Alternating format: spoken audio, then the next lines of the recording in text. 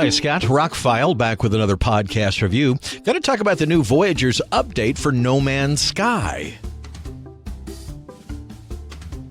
Not a game reviewer, but I've played them all my life, since Pong, since before a lot of people were born, actually. Still have a PS5 and a pretty high-end computer.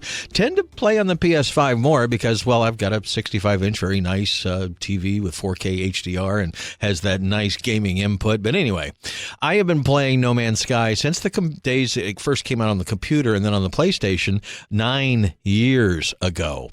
And the game in the beginning got some backlash because it wasn't everything they promised it to be. How could it? They promised it to be amazing.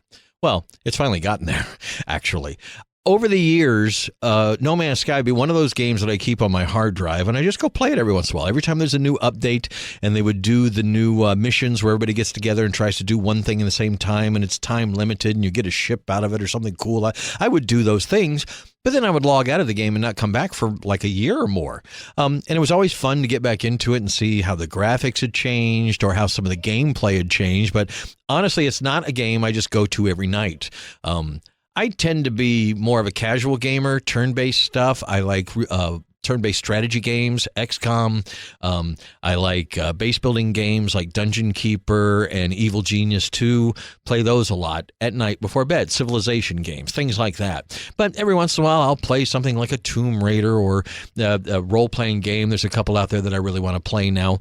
But I don't tend to play the latest games because, well, they need patches. They're not ready these days. Some of them are not worth the money, that kind of stuff. Wait till the reviews come out. Wait till maybe they go on sale, that kind of thing.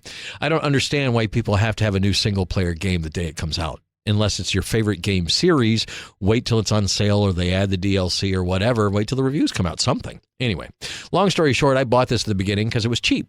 And if you have ever bought No Man's Sky at any point in time, you get every update for free. Both versions of the game I own get the updates, the computer version and the PlayStation version. And this new update, while it was big, and there's been 2 more since, Voyagers is a game changer. It doesn't sound like it when you first start talking about it. They added spaceships. Well, they've always had spaceships. Yes, but you can build your own and you can customize it. Well, then it's just a base in space. Yes, kind of. Space is actually a territory. You can get out of your ship now and float through space if you want. You can check your ship out. I eventually think there's probably going to be like repairs and stuff you'll have to do outside. They haven't added that yet, but I can see that coming. But what this does is complete the game for me. Over the years, the 9 years that I've been playing No Man's Sky, like I said, I would log in and play it for a while and then get out. I never spent the time to build a giant base, and a lot of people did. I never spent a lot of time to finish all the missions because, well, they're kind of randomized, and the outcomes, some of the conversations are always the same. And I did finish a lot of the early story missions because that teaches you how to play the game. But after that, some of the missions are just redundant.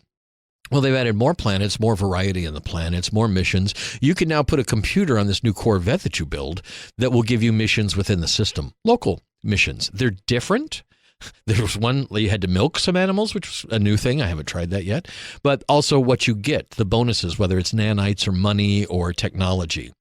Adding the ships has also, like I said, added kind of the base in space. You can build it to the size you want, put some engines on it, put some guns on it, and have a blast with it. And that's great. And you can customize it. You can change the color. You can put different cowlings on it. There is pretty much an infinite amount of changes you can make to your Corvette. I keep making mine a little bigger and adding things like storage. You'll never run out of storage again. That's another thing they've added.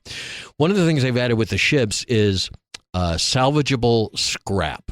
Certain planets will have salvageable scrap.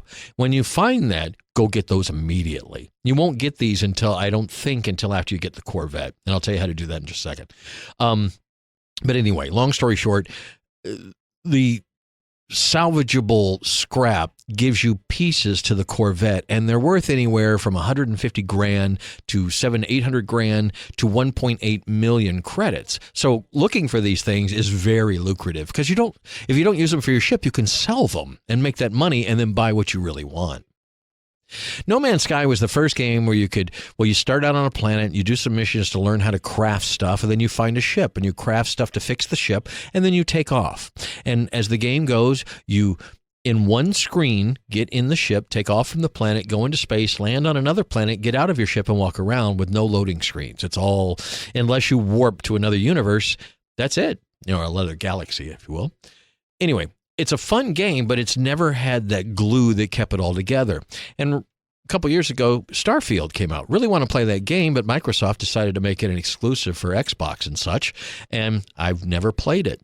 It had a lot of the stuff that No Man's Sky didn't have yet, like customizing and building ships, but it also doesn't have everything that that game truly needs to be a triple or a quadruple A, whatever they call them, the top tier game to keep people playing all the time. With that game, same thing happens. You get to a certain point where you've kind of done everything, and it doesn't lend itself to continuing more.